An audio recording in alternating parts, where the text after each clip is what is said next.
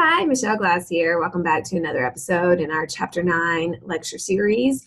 We are still exploring non-Mendelian patterns of inheritance, and this video is looking at Pleitropy and polygenic patterns. Now, these are sometimes confused and probably just because they both start with the letter P. So let's get started.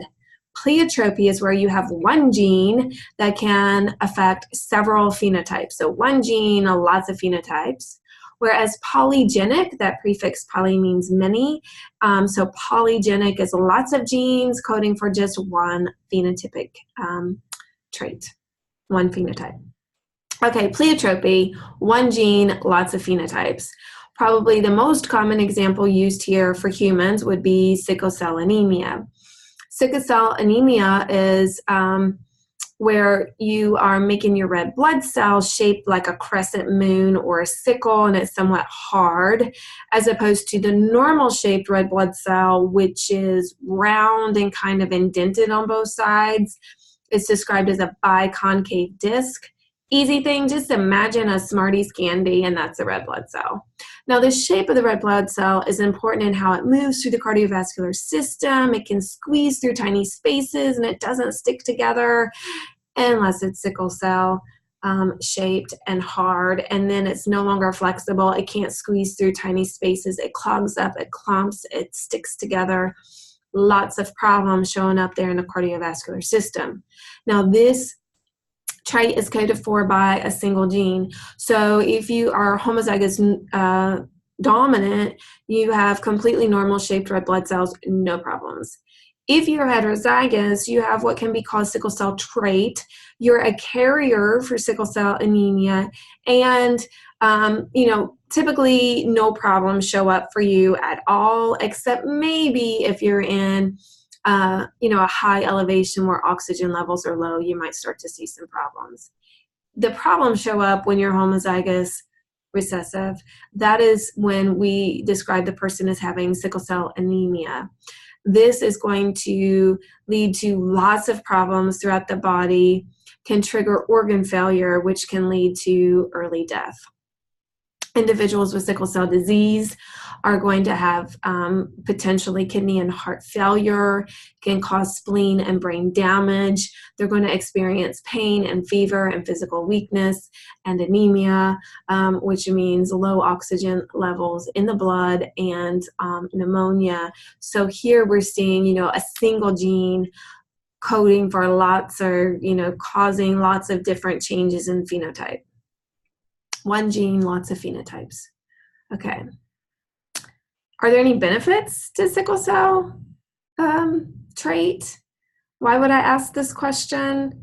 Well, we do see in populations from tropical Africa, so either currently living or ancestors from this area, that there is an increase in frequency in heterozygous individuals and the homozygous recessive.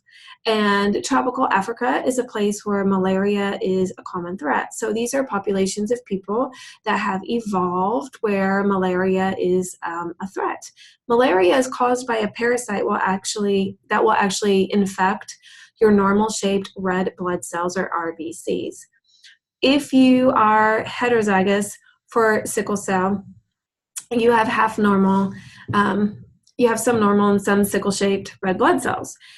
So you have enough normal red blood cells that you don't have sickle cell disease, but you have enough sickle shaped red blood cells that you're going to have resistance to malaria. Those parasites are not going to be able to infect those cells. So that's going to give you opportunity to maybe get a little bit sick, lose a few normal red blood cells, but then you're going to quickly remake those red blood cells. Okay, the last part of our video is looking at polygenic inheritance. Polygenic inheritance, remember, means many genes coding for a single phenotype. So any kind of characteristics where there is a range, you would expect to be polygenic, and that's when the inheritance patterns get really complicated. So things that involve pigmentation, like human skin color or hair color, eye color even, we see a range in those colors, and so that's something you would expect to be inherited through polygenic inheritance. Things like height, is another factor that is, has a huge range. They have actually identified at least 200 genes that are helping to determine human height. So obviously lots of genes involved in that single phenotype. Diabetes, cancer, and heart disease are others that have been identified as having multiple genes that are going to play a role there. That also brings into question nature versus nurture. So nature is, of course, referring to the genetic inheritance, the code for our particular traits. So we know that there's a genetic baseline to height or skin color or cancer, diabetes, and so forth.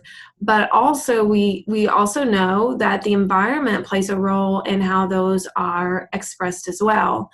So factors such as your diet, your sun exposure, your exercise, behaviors, experiences are all going to influence the way that those genes are expressed in the individual. So even while talking about genetics and characteristics that we see showing up in individuals, keep in mind it's not all genetically determined. So there is definitely an environmental component to that as well.